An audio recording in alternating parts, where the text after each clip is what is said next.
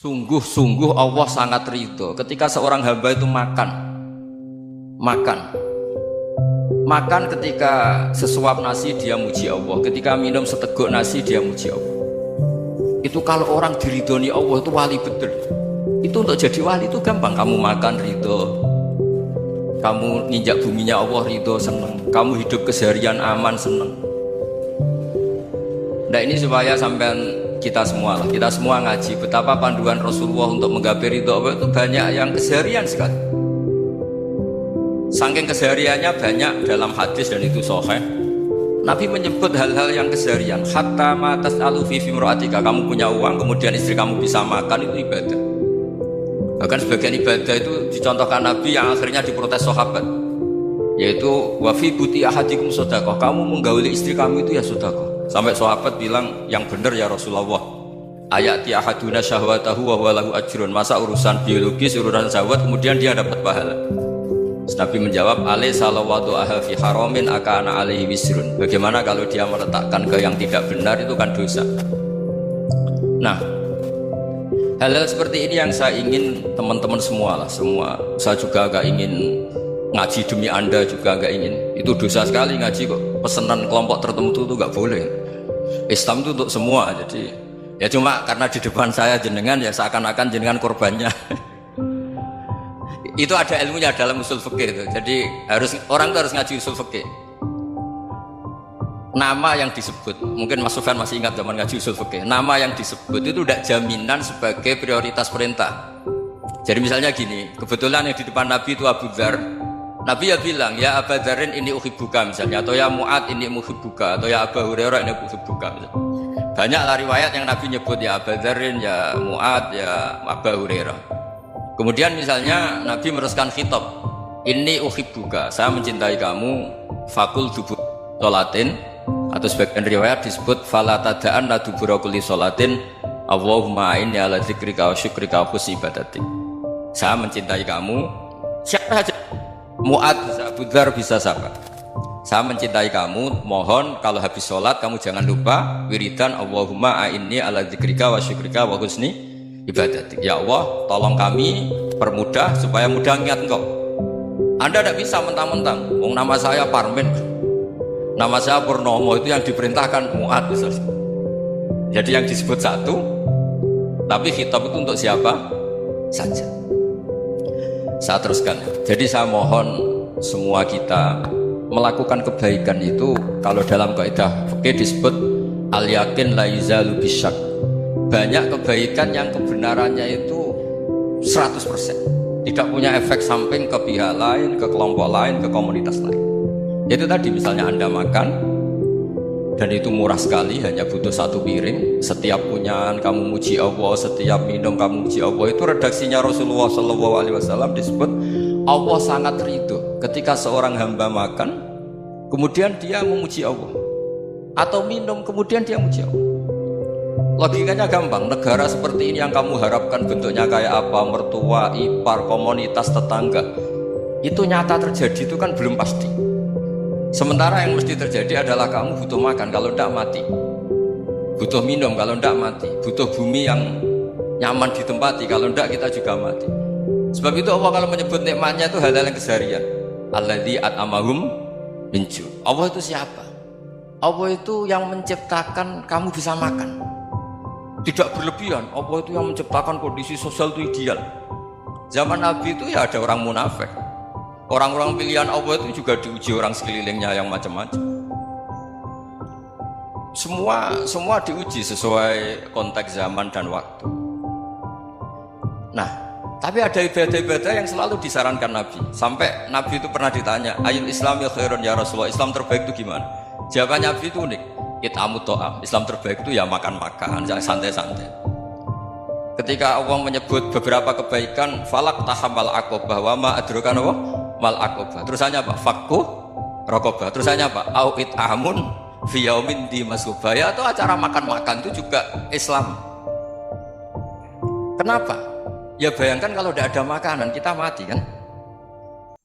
Kondisi sosial tidak ideal tuh Anda masih gak apa-apa, tapi kalau Anda tidak makan, Anda tidak minum, Kamu punya istri cerewet masih bisa hidup, punya mertua cerewet masih bisa hidup. Tapi kalau tidak makan bisa mati. Berarti penting mana istri sama makan? Penting mana? Makan. Semoga istri Anda dengar. Nanti kamu disuruh makan tapi pulang deh. Itu kalau dibahasakan makan masih memahami. Penting mana nasi satu piring dengan istri. Nggak ada nasi mati, nggak ada istri belum mati. Penting mana? Gak berani jawab kan? Nah, ternyata Anda ada garang kan di depan istri. Jadi saya mohonlah, mungkin Mas Sufyan Sauri tadi yang bisa bantulah teman-teman tuh ngaji yang keseharian saja. Karena kita nyari ridho Allah itu berdasar firman Allah, dan firman Allah itu menyebut keseharian tuh riang gampang. Yaitu tadi misalnya wa min ayatihi manamukum billaili wan nahar. Termasuk ayat-ayat Allah itu kamu tidur.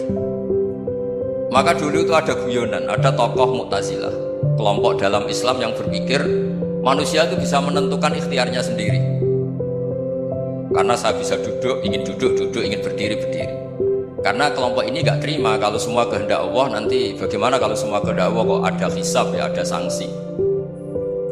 Lucunya itu dia akhirnya, ini cerita ya, mencintai seorang perempuan cantik sekali. Dan itu dia menjadi ahli sunnah itu oleh hal-hal yang sepele. Karena istrinya cantik, ya namanya suami istri hubungan intim. Terus ditanya, Mas masih ingin lagi? Masih. Silahkan diulang lagi. Wah ya tidak bisa. Katanya manusia bisa menentukan yang diinginkan. Itu tobat itu. Itu nggak bisa ditobatkan Mas Sufyan Ats-Tsauri. Orang cantik yang mudah nobatkan orang itu orang cantik. Segampang itu. Akhirnya kita tahu, makanya kalau dalam kitab Hikam itu disebut al-aqil mayakul madza yaf'alu wa hubi wal ghafil mayakul madza af'al. Orang yang punya akal karena sadar ini wilayah Allah, semua milik Tuhan, itu dia tiap hari berpikir besok Allah akan melakukan apa terhadap dunia ini. Kamu merencanakan sesuatu, mau plesir ternyata gempa, mau wisata ke Rusia ternyata perang. Kamu tidak pernah tahu apa yang akan terjadi besok. Wa ma tadri nafsum madza taksibu ghadan. Tapi anda semua kita ini sering punya jadwal permanen. Makanya saya kalau diundang siapa saja bisa netek. Yang jelas Gus ini acara penting. Ya masih acara penting nak pangeran ngersakno piye kok ape dadi pangeran, kamu kok mau jadi Tuhan. Itu kadang ya kiai. Penting Gus acara ini jenengan harus memastikan bisa. Yo kamu itu yang ngajarin tauhid, sesuatu itu biadillah kok bilang-bilang apa pasti. Kalau maksa terus tak tobatkan kamu kata saya. Ya kalau gitu Gus bilang insyaallah. Wah itu hati saya, fisik saya, roh saya sudah bilang insya Allah. Tidak usah kamu latih kata saya. Nah hal-hal tauhid keseharian itu gampang sebetulnya. Wal ghafil yaqulu madza af'al. Tapi orang yang lupa Allah dia setiap hari bilang besok apa, kita bisa melakukan apa. Seakan-akan dia itu aktor, dia penting, dia subjek permanen dia. Padahal kita ini hanya objek kehendak Allah Subhanahu wa taala. Karena kita yakin sesuatu yang terjadi di alam raya ini kita tidak bisa apa-apa. Makanya saya sering ngaji, sering bilang ketika Anda mensifati Allah, dia yang menghidupkan, sudah itu tanamkan sehingga ketika kita mati santai saja. Kenapa santai? Allah punya cara menghidupkan kita. Zaman kita hidup juga gak tahu caranya ngelola jantung, ngelola paru-paru. Kamu juga gak tahu ngelola oksigen yang tidak beracun, tidak mengandung polusi. Tahu-tahu hidup. Gak ingin tua ya tahu-tahu tua, gak ingin mati tahu-tahu mati. Selama ini kita hidup juga gak tahu apa-apa sebetulnya. Hanya gaya tok, punya jadwal, punya planning. Kalau kamu bisa menentukan pilihan Anda, pasti Anda istrinya cantik, 4 neriman semua, kona'ah semua. Nyatanya enggak kan? Udah 1 jelek, cerewet. Wah itu kan, nyatanya enggak bisa apa-apa Anda kan? Dan kamu bawa mati lagi. Itu kan, istri Anda juga gitu, punya keinginan, punya suami yang ganteng, yang jabat, yang neriman, yang enggak poligami. Ya enggak kesampaian juga. Kalau kita ngitung tingkat kegagalan kita itu gagal terus. Ya kan? Nah, terus ingat Allah, madza yaf'alu wa bi. Orang yang punya akal selalu berpikir Allah itu menghendaki apa terhadap saya. Dulu sama-sama orang melihat orang yang serius, itu kata Anda itu pemikir berat, serius, senang punya tokoh yang merengut tuh, karena kamu anggap serius. Tapi sebagian orang nganggap orang yang serius itu wong merengut, wong masam, wong muka kok ditekuk. Jadi sama Itu hati ya muqallibal qulub tsabbit qalbi ala dini, karena kita nggak tahu cara berpikir kita tentang orang lain, tentang sekeliling kita. Misalnya kita orang baik yang jenis ngurmat fakir miskin, ada orang bangun masjid mewah itu janggal. Apa artinya masjid mewah kalau banyak orang kelaparan? Tapi kalau yang jenis pendidikan, apa artinya masjid mewah kalau tidak bisa ngaji? Nanti yang jenis infrastruktur, apa artinya ini kalau semuanya punya sudut pandang yang berbeda-beda. Dan Islam mengapresiasi semua kebaikan. Tapi katakan semua kebaikan itu adalah kehendak Allah Subhanahu wa taala. Karena apapun baik Anda itu pakai fasilitas yang diberikan oleh Allah Subhanahu wa taala. Sehingga ini yang disebut qulillah tsumadarhum fi khawdihim yal'abun. Ya, kembali tadi ke tema-tema bahwa keseharian Anda ini sudah Islami. Saat Anda tidak bisa melakukan apa saja. Saya sering ada jenazah, biasanya kalau tetangga meninggal saya sering disuruh ngelepas. Saya bilang orang ini baik karena sering ngelamun di rumah, sering nganggur di rumah. Ditanya sama anaknya, kenapa Gus nganggur baik? Ya kalau dia nganggur artinya juga gak berbuat sesuatu yang maksiat kan? Ya kan, orang nganggur di rumahnya ya tidak bunuh orang, tidak maling, tidak korupsi, ya namanya nganggur di rumah. Lah cuma istri cara pandang nganggur gak menghasilkan uang gitu, tapi juga gak menghasilkan kriminal kan? Jadi sebenarnya Islam itu cara, makanya kalau sampai ngaji usul fikih itu ada kitab usul fikih namanya Lubul Usul, itu terkenal sekali di pesantren itu. Itu kalau ngapresiasi keseharian itu luar biasa. Izma min mubahin illa wa yatahaqqaqu bihi tarku haramimma. Karena keseharian yang mubah saat Anda lakukan itu ada kehebatan yang luar biasa, yaitu meninggalkan haram. Makanya dulu banyak orang-orang alim ketemu temannya itu guyon sampai semalaman. Itu biasanya yang semangat Islam itu kiai kok tidak tahajud, kiai kok tidak witir. Orang yang sedang mapan uangnya banyak, malam itu tidak kelayaban itu sudah luar biasa. Melawan nafsu supaya tidak maksiat itu sudah luar biasa. Supaya lupa guyon sama temannya semalaman sampai subuh. Gejolak-gejolokan ngenang zaman miskin, zaman kuliah nggak jelas, zaman apa. Melihatnya jangan takut tahajud. Seperti ini meninggalkan tahajud, tapi meninggalkannya ini talqul muharramat. Jadi kayak apa hebatnya? Sehingga Imam Ghazali punya riwayat yang agak unik. Hatta takuna ibadatu akhiri hadil ummah iku an-naum. Sehingga suatu saat ibadah terbaik umat ini itu tidur. Itu kan riwayat kontroversi. Ketika Imam Ghazali tanya, kenapa ya?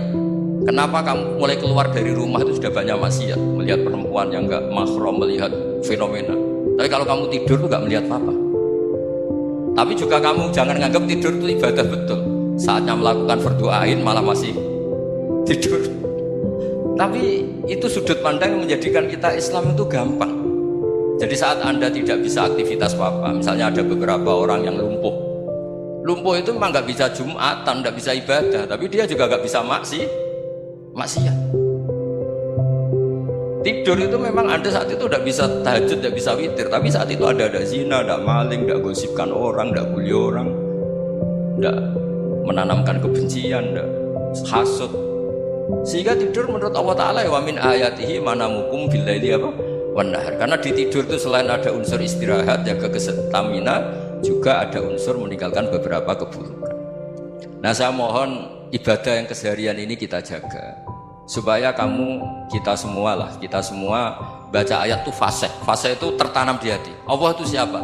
Alladzi at'amahum min ju'i wa amanahum min khauf. Dan Allah kalau cerita di Quran itu anna subabnal ma'a subba summa syaqaqnal ardhan wa syaqqa fa'ambatna fiha habba wa inaba wa qadba wa zaituna wa nakhla wa hada'iqa hulba. Kamu tahu saya ini siapa, kata Allah? Saya ini adalah Tuhan yang menurunkan air, kemudian ada tanaman banyak, habba wa inaba wa qadba, ada zaitun, ada tin, kalau orang Jawa mungkin ada tela, ada padi, ada mangga, ada pisang. Sudah. Wa inaba wa zaituna wa nakhla wa hada'iqa hulba, ada perkebunan yang lebat. Tujuannya apa? Mata Allahum, silahkan kamu pakai, kamu nikmati. Tapi karena kadang kita ini punya ide-ide besar. Tadi untuk syukur saja nunggu punya istri riman, rumah baik, tetangga baik, komunitas baik, semuanya baik baru syukur. Lama-lama nanti ada di surga, syukurnya nunggu surga paling kelas A. Itu sudah ada yang menghuni Rasulullah, kamu gak boleh di situ. Masa untuk syukur saja? Repotnya Masya Allah. Jadi mohonlah Quran yang kalau Anda hafalkan juz sama itu kan ada ayat-ayat yang kayak tadi. Ya, fal yang dzuril insanu ila ta'ami. Coba lihat. Apa yang kamu makan ya? Dari mana? Dan untuk mempertahankan hidup kamu keseharian. Jadi jangan kira ibadah itu harus membentuk komunitas yang versi Anda. Ibadah itu harus yang hal yang mulu-mulu. Kesehariannya Anda alami. Loh, ini saya tidak bikin-bikin. Saya ngaji bukan karena berdasar pesanan. Itu ayat yang saya bacakan betul ada ayatnya kan. Fal yang turil insanu ila tu'ami anna sobabnal ma'a sobba thumma syaqaqnal ardo syaqqa fa ambasna fiha habba wa inaba wa qadba wa zaituna wa nakhla wa hadaiqa ghulba. Terusannya apa? Mata'al lakum, silakan kamu nikmati. Mata itu silakan kamu nikmati. Ya kayak sampean dikasih hidangan ya makan. Ya sudah makan. Habis makan ya minum. Habis itu ngantuk ya tidur. Ya sudah normal-normal saja. Kayak apa indahnya Islam. Tapi Anda mencari Islam yang gimana lagi? Nah itu yang diajarkan guru-guru kita, diajarkan sanad kita sampai Wali Songo, sampai Rasulullah SAW. Bahwa pada akhirnya ada jihad, ada perang. Itu dulu memang perang, bukan membunuh, beda. Dulu kita dijajah Belanda ya perang, dan itu normal karena kita dijajah. Jadi ketika orang lain ingin baik sama kita, wa in ahadum minal musyrikin astajaruka ya fajiru hatta yasma'a kalam Allah. Kalau mereka ingin baik ya kita baik. Makanya ada istilah mustakman, mu'ahad. Kalau mereka ingin damai, berdampingan dengan kemajmukan ya itu yang lebih baik. Karena memang Islam menghormati proses perdamaian. Wa in janahu lis-salmi ya fajnah lah. Kalau ingin damai ya kita harus